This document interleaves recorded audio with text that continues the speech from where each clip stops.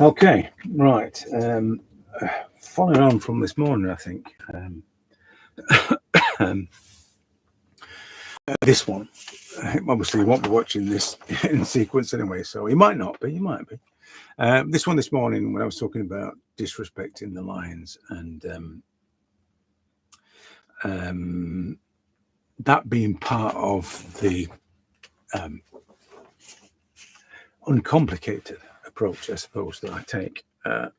It's not for everybody. This is just how I work, and I wanted to sort of break it down a little bit further. I mean, the things like not caring about the lines or not caring about the marks you make, it's all about the effect, how you apply them. It's irrelevant. That thing is just simply part of the drawing process, if you like, and it's something that enhances the drawing process. But initially, there are 3 stages, 4 stages, if you want to call this first one a stage. The first one, the reference to this is linked below. So just click on the link and you can copy that image. The first one is to really look at the image. And I don't mean to analyze it, to think about it, to do anything other than look at it. Your brain does all this stuff anyway. Your brain looks at a face, thinks of a name, thinks of a, in a particular context. We do all that when we see faces. It's a natural thing. So it's actually, you meet somebody, you immediately assess them, you think, what you think of them. And it's just an inbuilt reaction that we've got. It's a primitive thing, I suppose. So it's not really something you need to be conscious of. This idea that I'm going to think about how I'm going to handle the hair, I'm going to think about how I'm going to handle the ear and all that sort of thing. Don't do any of that. Just look, really look at it. Spend as long as you like or as little as you like, whatever. But you've got to really connect with that face. So that's the first thing. It's a lot easier if it's live because you can connect with people in seconds when they're live. A bit more difficult when it's an image, but nevertheless, it's still possible. Give her a name, Lucia, or whatever you want to call her, which is the name that I chose for her. And it just gives her some kind of contact. I don't know anybody called Lucia, but she seems that, that seems to suit her. So that's the first stage, really, to look at the image and just spend time thinking about the image. The other sort of in between stage, if you want, still not really steps, these are not drawing yet, it's to think about it where it's going to sit on the paper. So visualize how that's going to happen. At some point you're going to start to glance from one to the other. So glance to begin with and glance backwards and forwards to see where you see that's going to sit on the paper. When I do this kind of to register in my brain roughly where I'm going to put the face, but that's what you need to be doing at the second, after you've looked at the face, after you've absorbed that person's aura, if you like. I'm going to say essence because it's a bit too soon to be understanding the essence. You can still see this person has a vibe, and that's what you want to be connecting with. So then once you've done that, you then, so I say, imagine what's going to fit on the paper. Now we're talking about the 1, 2, 3. Now the first step is let's find out where things are on this face. I'll just say about the charcoal, 2 kinds of charcoal, homemade charcoal and shop-bought charcoal, this one, which is a willow charcoal. That's hazelwood. What I do with this, and you can just see it on there, is that I chop it in different shapes. Probably not your normal, I wouldn't put a point on it. So I've got a big flat spot on one side, a little flat spot there, and then a bit of a point. I do the same with that as well. I'm not interested in points, marks at this stage. I'm not anyway. At this stage, I'm more interested in just investigating and letting the charcoal do its thing. It will make irregular marks. It will make marks that are not accurate. At this stage, not really bothered about that. So I want to take out the possibility of accuracy at this stage, and that's why I chop the charcoal like I do. You'll see people sharpening them, within an inch of their lives and putting these long points on and all that. I can't be doing that because I'll just end up smashing it before even before I start drawing sometimes. So I just want to know where everything's going to be. So at this point, I'm not really trying to draw anything. I'm just putting extremities in there. So I'm roughly saying this is where the socket is, and this is where the eye is, and this is where that socket is, and this is where the eye. I'm obviously doing the sort of the comparison thing. I'm looking for the distance between things. I'm looking at the size of things. But all the moment I'm doing is that I'm looking to put the anchors in. I'm not really looking to put any tone in. It's inevitable that I start scribbling the tone at the same time. It's just the way I work. It's the speed at which I work at. But essentially, the first stage is to get the rough proximity of things, and that's the stage one, really. So we're talking about the tip of the intersection of a brow, a forehead, and a hairline, and then down to roughly where the sockets are, and then down to there, and then roughly where the nose is, and then down to where the mouth is. These are the anchors that I'm looking for. And I'm not really bothered too much at this stage about its total accuracy. I'll be looking at distances, but I'm not really doing anything other than just pinpointing things. And that's the first stage, really, to put things, to try and sort of nail down a few of the positions, as I say, the anchors of things. The second stage after that is the shape identification. Now, there are two things happened at the shape identification stage. Is that I correct what's wrong, because I've already made marks and they're wrong. There are lots of wrong marks, and that's good because it's going to tell me where the right marks. I can see instantly where the right marks should be. So that's what I'm going to do. I'm going to correct the marks, but at the same time, I'm going to try and identify the shapes. Now, I'm going to use tone to identify the shapes. I'm not going to try and put outlines around shapes and then cover it later. I'm just going to put tones roughly where I think the shapes are based on the anchors.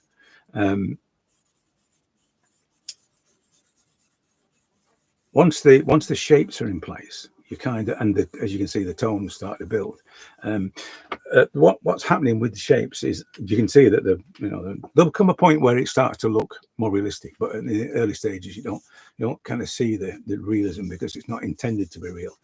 At this point, it's just intended for me to find the size of things. This kind of shape here, and that's my aim at the moment, is just to find those distances from there to there. That's what I'm looking for. But I'm not trying to make it look real. So the actual shading of it is irrelevant. It's just me marking the territory of this shape, for instance. It will become real once I've got the shapes working. And then I can move to the third stage, which is the shading side of things. So at some point, now I'm going to be drawing all the way through this. So anything that needs rectifying, I will rectify. Even on the last few strokes, I'll be rectifying things. But when it gets to this stage, I start to think about more accurately about the shading. I'm starting to look at the way things are built and the way the shading is actually working. So this is where the balance of things comes in. This is where the shape balancing thing, the tonal balance comes in. Because I'm going to try and I'm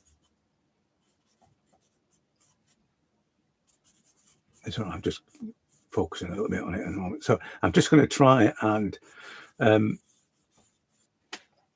apply the range of tones that I need to shape this thing.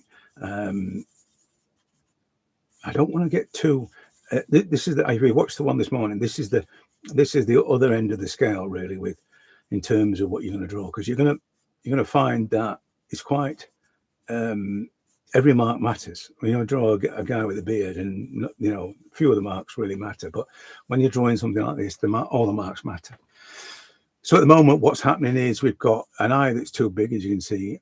We've got a nose that's too big. It's not that bad, but the reason why the eye is a bit too big is literally because it's the outer edges of the eye, which I can fix.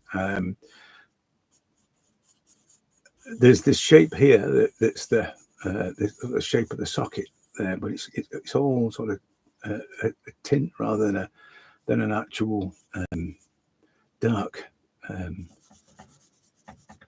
dark shape.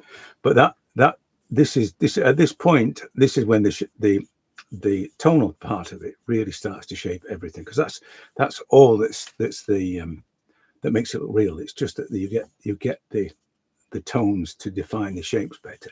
That's when it starts to look real. As I said, you're still going to be, and I'm still doing it now, is fixing the size of things and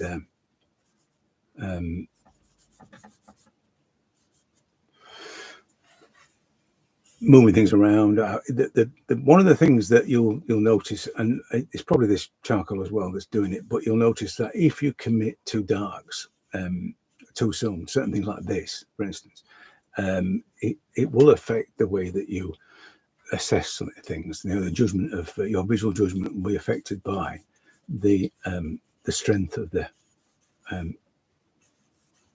tones that you apply. So really, you've got to be careful not to commit to darks too early, because what will happen is that your visual referencing will be thrown out of balance. And one of the main reasons, I think, is that you think it's wrong. You can, it looks wrong. It's wrong because it's too dark. That's why it's wrong, and it just throws an imbalance. And so you need to avoid that the imbalance thing when you're trying to assess the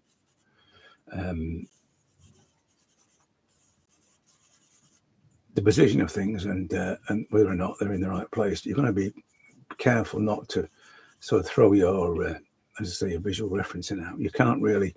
I've said it before. It's a bit like when the sun shines and throws the light metering out on your phone or on your camera. It's that. And so you've got to be careful that doesn't happen. You really want to be the wrong side of the dark tone. So you're not going to be dark enough. You still need the balance. You still need that kind of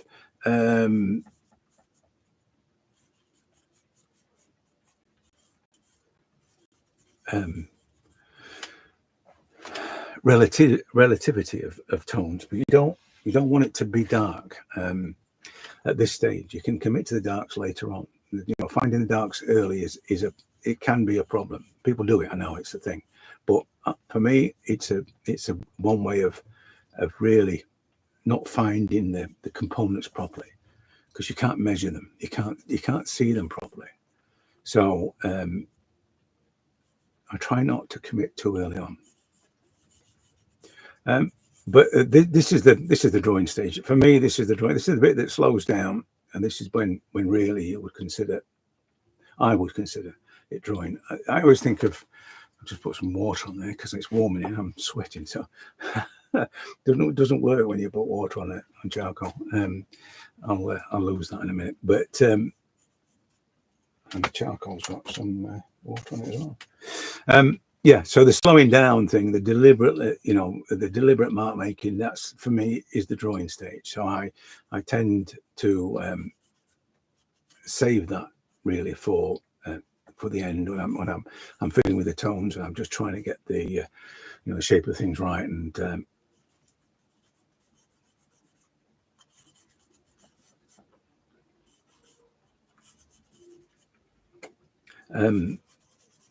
I've got to sort of tweak a few things. I'm worried now about my finger being a bit. I'm going to use a cotton bud because it's otherwise I'm just going to lose it. So, like I say, this really is the slowing down stage. This is the drawing stage, the deliberate mark making stage. If you're doing this to start with, chances are in this 1, 2, 3 approach, you're gonna really first of all, you're going to slow down. It's not because if you start doing this early on, particularly when you're not 100% sure that things are in the right place, it's there are all kinds of impacts and things. I mean, I personally think about, and I was talking about this morning with the the connection with the subject and being out of breath and really sort of feeling the subject. If you slow down, then your connection with the subject will slow down, and it will become about the production of it. And at the early stages, you don't want it to be about the production. It's really got to be that first visceral moment that you respond to a face. You can slow down later, like this. And when I start fiddling with the tones, and I'm trying to shape things, and back to the mark making, by the way, now as well. So in terms of the mark making, not really bothered about the quality of the marks that I'm making. It is more about the effects of it, and however those marks manifest is kind of not really that important.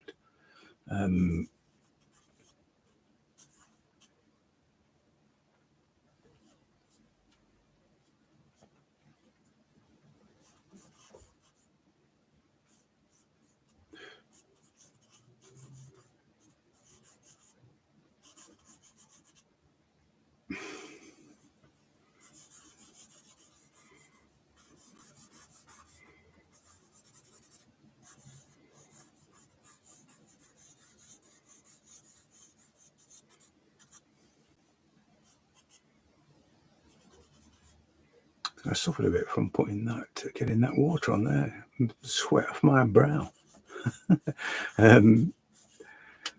So I'm just, now that things are looking like they're in the right place, and I've got to sort of cut into there and tighten up, and then make sure that the ear is in the right place, and that kind of thing, like that, and that thing in the middle there, hole in the middle, and the middle of the middle. I've got to do that, and then I can. But I'm going to put a bit more definition into the hair. I'll tell you for why. Because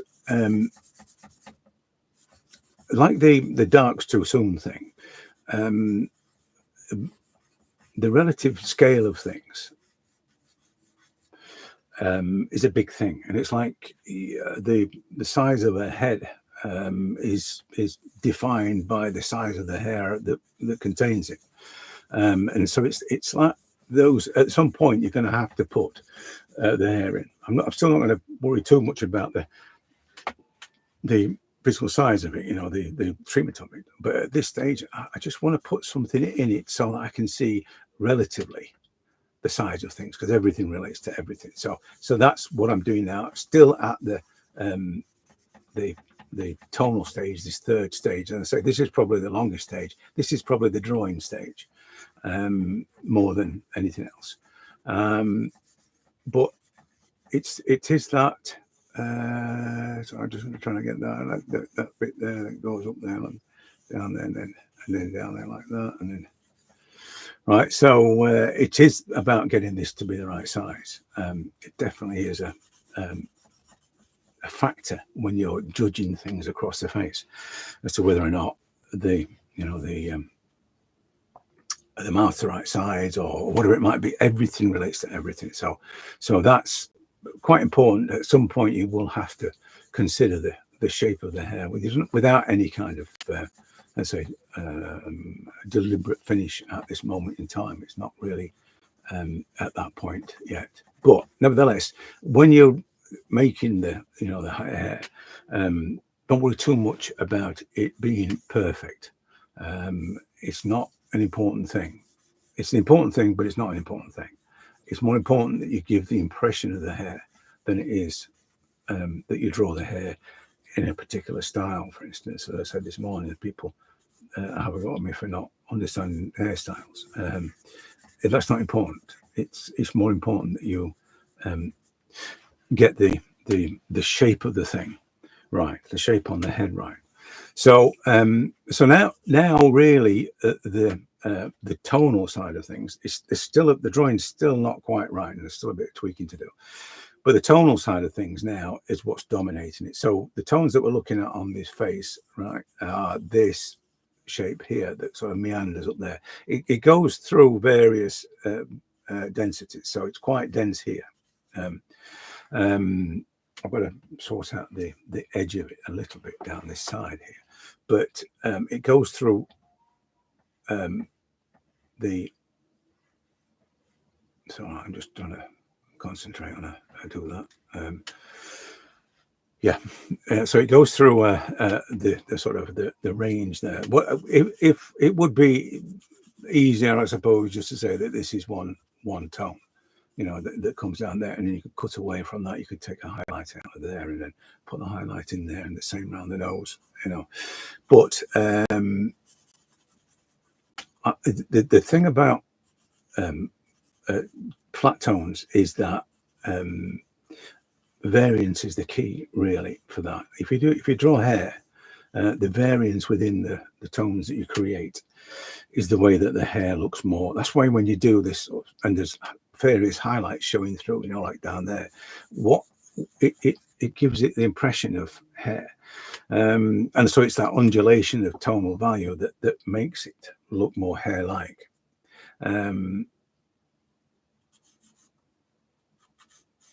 So I'm just at the moment, I'm just looking at that distance there to get this, you know, this the turn of the chin right, just down there. So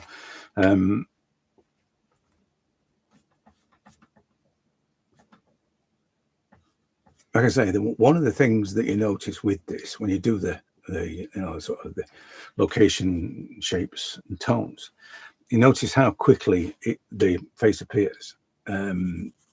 It's a lot quicker than if you were to try and find the components initially and then work them up, or if you're trying to do an outline of things, which is always it takes great skill to do that kind of stuff. To do an outline of something and then color it in, it's a very skillful thing. You know, you see people that break down all the various sort of tonal shapes within an eye, within a socket. And that takes a lot of skill to do that, and a lot of practice, and probably years of practice to do that. And you've probably seen the artist that does that. And there are a few that do it, but there is one in particular drawing charcoal, and you'll see him do it. It's a great, as I say, it's a great skill, that. And he's famous for that very reason, I think, that he has got that great skill. But from my point of view, I can't do that. I have to let the drawing evolve, because of the way that I draw. My drawings are conversations, and that's the thing. A conversation for me is something that evolves, and so that's what a drawing does for me. So that's what I've got to do. I've got to adhere to the conversation and continue that conversation, and you know, the conversation just sort of gets better and better, and as I get to know the face even better, conserve with the face, and I get to know it better, then the drawing becomes better. The portrait becomes a better portrait, because I've got to know this person through a process, you know.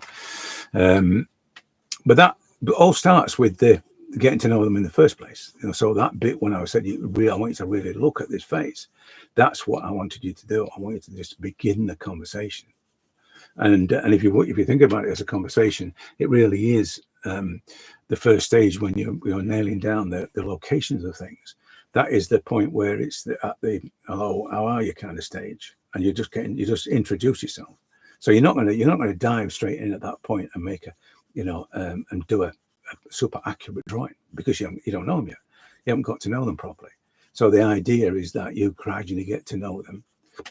And then by the time you get to this stage where you're really under their skin, you're now able to see the nuances of the tones and the things that shape this face. You can now see those things. But when you first met the face, you're kind of still in awe of that person. You're still in awe of their personality, and you're trying to gauge who they are. So it's just like a conversation. It's exactly like a conversation. And then, as I said, you gradually get to know them, and the more you get to know them, the more the face becomes a more real representation of what you see. And as I said, response led, because of this conversational approach. So that's it really. I can go on now and just sort of finish it, and I'll make the mouth a little smaller. I will just work on the shape a little bit underneath there. I'm looking at alignments. The nose needs cleaning up a little bit dark into the eye there.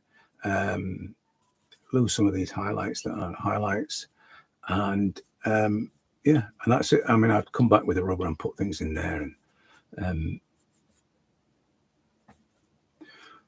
just fix things that need fixing. But essentially, that's it. So and the whole point is that you can just go on and on as you like. You can be making it more and more realistic, making it more finished. You can render it however you want. But in the first instance, you've got to a point where things are in the right place and it feels like that face. So you're onto a winner straight away. If it feels like the person, you're onto a winner. You can lose that feeling by overworking it, but you're onto a winner when you know that it feels like that person. You see, that in a way is, you know, when I talk about capturing the essence, the main criteria for have I finished it is, does it feel like the person? Does it feel like them as well as look like them? Is probably the big question. It can't just look like them; it has to feel like them.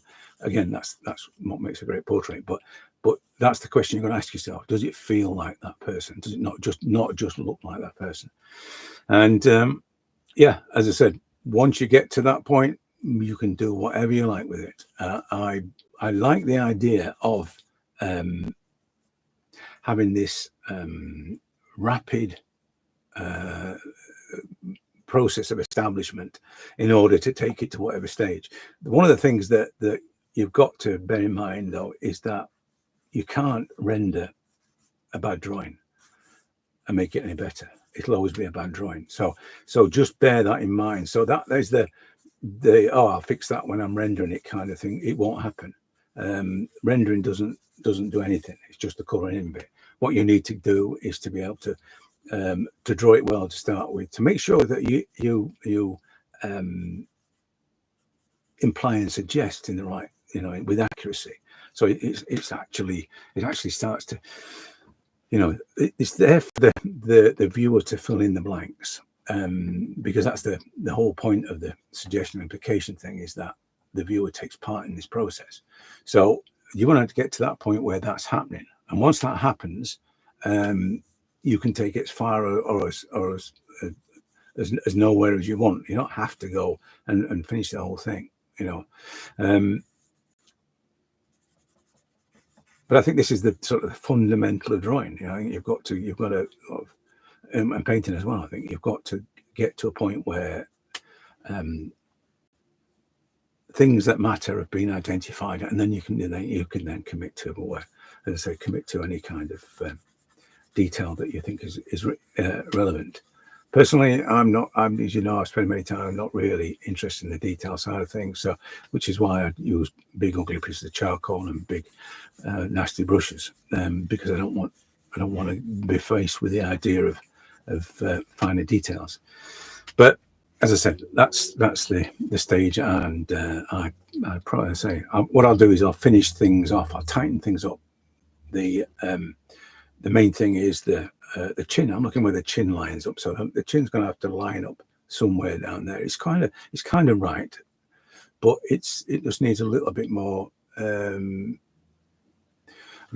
direction.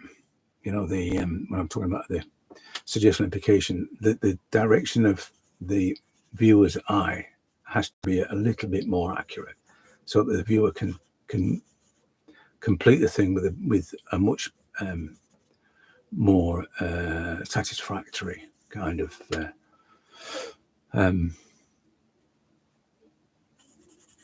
effect, so they can see this face better. That's what I'm saying. So it's not far off. It's nearly there. Things that need to be there are there. It just needs a little bit of finesse, really. You know, sort of the top of the lip there needs a little, just tidy up this thing on her nose there, whatever that's called, and lighten the tones in places. One of the things, again, is that sometimes shadows aren't shadows and highlights aren't highlights. So just be aware that we can get locked into the idea of putting highlights on things, and really there aren't that many places where this one highlight is here, and it comes across, you know, sort of down a cheek and then under a chin, and then down a neck there. But we can get embedded within the putting highlights on things, and sometimes they aren't highlights; they're just lighter areas. Yeah, so that's it. Just to sort of, you know, the beginnings of, if you like, or the end of whatever you want to end up with this sort of thing. The only thing that I need to do really is just check the alignments a little bit, sort out the chin a bit better, just down there, and then the side of the face, and then where I drip water onto it needs a little bit of fiddling with. The tonal side of things is, and you can see this when I talk about tonal balance, you can see this here. This is too light, right? This bit here. It comes up there, but it's not as dark as this bit, and it's not as dark as that bit there. But you can see what's happened there. It's changed it, and then it needs a mid-tone there. So I just need a few lines there to indicate a lighter tone. But that's the sculpting side of things. That's the tonal side of things. This is the third stage, if you like. This is the third and final stage, the drawing colouring in bit, if you like. But it's important that you understand the tonal balance thing. Don't try and replicate values, because that's a different thing altogether. Sometimes you can't replicate values, and you shouldn't replicate values. It's not really only if you're doing photocopies. I mean, if you're photocopying, then obviously you're going to want to replicate exactly in order to create a photographic finish. You know, but if you're not, if it's just realistic rather than realism that you're after, then really it's never going to be about replication of tones. It's going to be more about a representation of tones, and that a lot of that's down to the equipment as well. So your equipment might not replicate or might not replicate as good as it should. So you would struggle to mimic tones like for like. So that's one of the reasons I think I started thinking about it in terms of the tonal balance, because I knew I couldn't replicate tones. The charcoal wouldn't do it. It was too grey. And I was using dodgy paper. So dodgy paper, shiny paper type of thing, you end up with where it's not dense.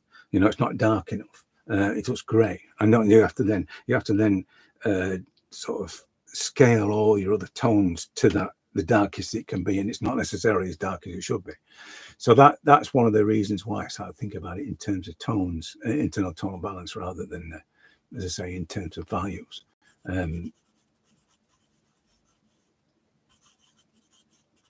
Anyway, as I say, I'm just fiddling with the tones now. Again, I'm not fussing too much about the marks. As I said this morning, it's not really about the marks, and you're going to get kind of a random hatching thing as my eyes are sort of drifting around and looking at the tonal shapes and things. I'm just applying marks any old how, and that is for me is one of the important things, because it'll stop me from thinking too much about the tones. I don't get embedded within too much within the production of the tones, reproduction of the tones. I don't want to get anywhere near that if I can help it. I want it just to be about how I'm trying to represent it. Now, again, tones are going a bit crazy here. It's very dark. It's going here. It needs to be knocked back. One of the things that I can't do it now. My fingers covered in sweat. I can't do that. But I will use this thing, which is a sponge on a stick. It's not a stump, and it doesn't act like a stump, but it will just take the surface off the charcoal, and it knocks it back. As you can see, it just knocks it back. Probably not quite dark enough, but that's basically what I do. I just use if I can't use my fingers, and sometimes I'm just either too greasy, or in this case my hands are wet from sweat, but I'll just take the surface off it, you know, with the rubber, with the sponge on a stick.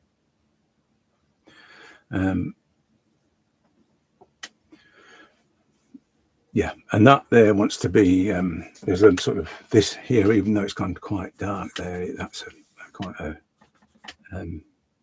lighter area as it comes down there. I'm just thinking it in terms of, you know, relative to the other tones.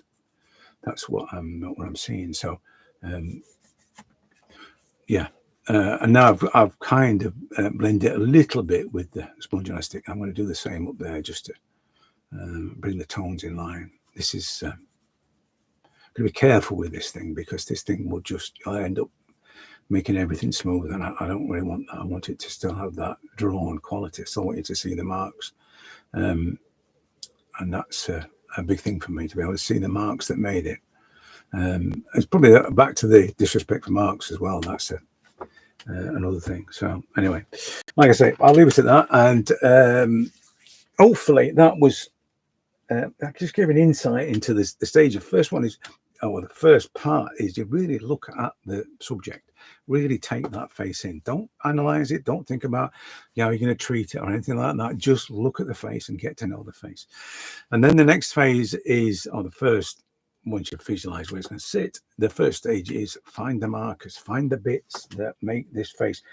One of the things as well is that you will look at a face and think, what's the important thing about a face? What's important about this face is this this shadow on this face. So that's where your focus is, on that.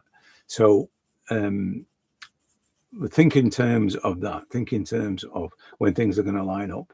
Think in terms of how they line up in relation to what's important. It may well be that there is just one thing that's important, and that will be the thing that you focus on. But when you're looking for the initial marks to place things, be aware of what's important and what's not. So you don't want to spend a long time on something that's not important. So indicate where it might be, mark where it might be, but don't worry too much about its exactness. And as I say, in the first stage, when you're putting down the markers, it's going to be wrong. I guarantee. And you want it to be wrong. You don't want it to be right. You want to make marks that are just, you want to make marks, full stop. But if they're wrong, they're wrong. And it's going to help you so much more if they're wrong. And then in the second stage, you then use the marks to help you identify the shapes, and then identify the shapes with tone. And then that then becomes the, you know, the third stage, which is like sculpting the thing with the tone. So that's the stage that it goes through. And after that, you can go on as long as you like, because you've got the main thing nailed down, and there's not a lot really. You're probably gonna have the likeness. It's probably gonna feel like the person. So there's not a lot really you can do that would damage that. You could overwork it, as I said before, but yeah, it's a very simple process. 1, 2, 3 is probably too simple, but I thought it might catch your eye, so we say. Right, I'll catch you in the next one. I'll finish this off and put it on social if you want to see it along with the bearded guy from earlier as well.